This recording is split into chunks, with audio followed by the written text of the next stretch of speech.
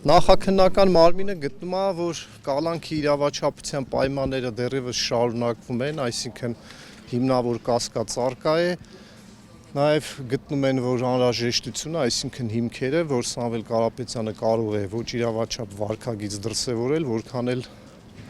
անհեթեթ է դա թվում,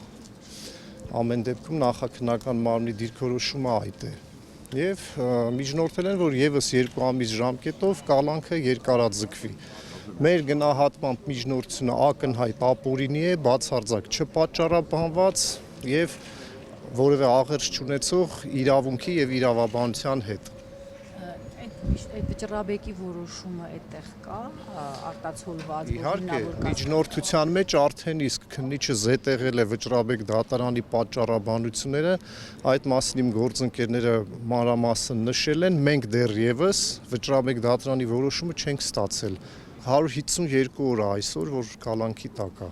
Վերջնական ժամկետը ինչքան է, որ դրանից հետո կամ Եթե դիտարկում ենք, հասկացա, եթե դիտարկում ենք կոչի դրվագը, առավելագույն ժամկետը արդեն սպառված է, բայց նախաքննական մարմինը գտնում է, որ նաև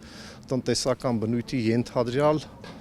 հանցագործություններն էլ առկա են, այսօր դատարանը նաև այդ հարցը պետք է քննարկի։ Եթե հիմնավոր կասկածը գտան այդ դրվագներով առկա չէ, ապա կալանքի ժամկետը չի կարող երկարաձգվել։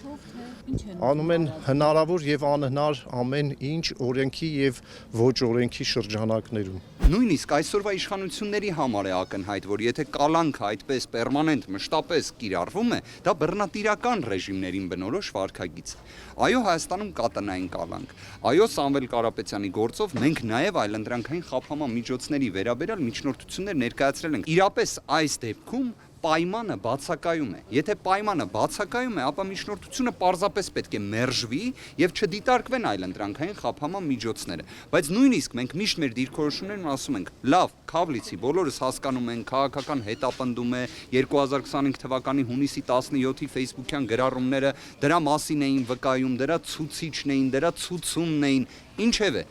բայց մինչ օրս տնային կալանքն էլ նույնիսկ չի կիրառվել։